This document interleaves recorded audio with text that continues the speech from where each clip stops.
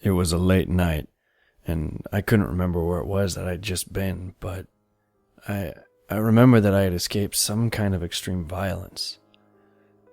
Perhaps that's the reason I couldn't remember.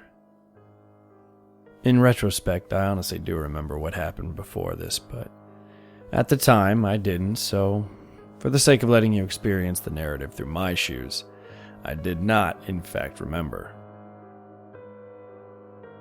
I must have been walking for an hour when I finally found my house. I was relieved to feel safe again. My parents were home, but I couldn't let them see me coming into the house this late. They would be angry, so I snuck in through the bedroom window, desperately struggling to stifle my breath. Something wasn't right, though. It felt as though I'd been followed. I looked down and saw that there was blood on my suit. Was it my blood? I heard somebody staggering towards the open window outside. They were coming. I quickly examined the room, and seeing no alternative, I hid in the closet, hoping they wouldn't find me. Peering through the slits in the closet door, I saw a silhouette stumble through the window, collapse on the ground, and giggle before rising up again. They were intoxicated. Of this I was certain. I shook violently, chilled by the realization that this was actually happening. They looked towards the closet, then towards the door. They stumbled out of the room and, judging by the footsteps, they entered the bathroom. I knew the layout of this house well. They took their time in the bathroom, which gave me enough time to calm down and remember the small knife I had in my pocket. Coincidentally, I always carried this knife for situations exactly like this. I could hear them just outside of the bedroom door. My heart was pounding. I couldn't believe this was happening. The doorknob twisted and the door swung open slowly. My heart was smashing against my chest now. I felt as if they would hear it, but perhaps their intoxication kept them oblivious to my presence. They walked into the room, more steady than before. I gripped the knife tightly.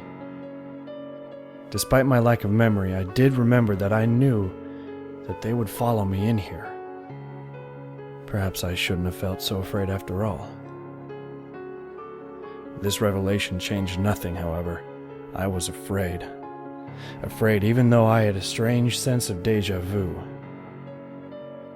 Their demeanor suddenly changed. They looked towards the closet with a purpose. Had they spotted me? No. Impossible. They closed the distance between us quickly. They stood just before the closet now. They followed me into the house, and now they had found me. They slowly opened the doors to the closet, and then it seemed as if time stood still. The small crack of light traced my left eye, which watched them as it had for 2 months now, though they had not yet comprehended what they were seeing. I didn't waste any more time. I slammed open the door, and they fell back, gasping in surprise. I quickly drove the knife into their neck to prevent them from screaming. The struggle was over.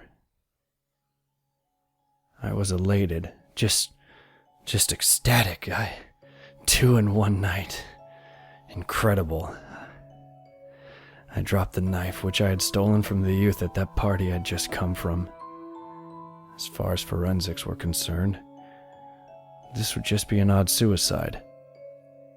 I would see to it. I felt suddenly naked in my latex suit. The blood-stained latex suit which covered me from head to toe. But, you know something? This was becoming too routine, too easy, too,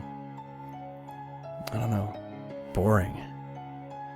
Perhaps I could shake it up next time. Give a secret warning to my next victim that they won't recognize. Perhaps I already have.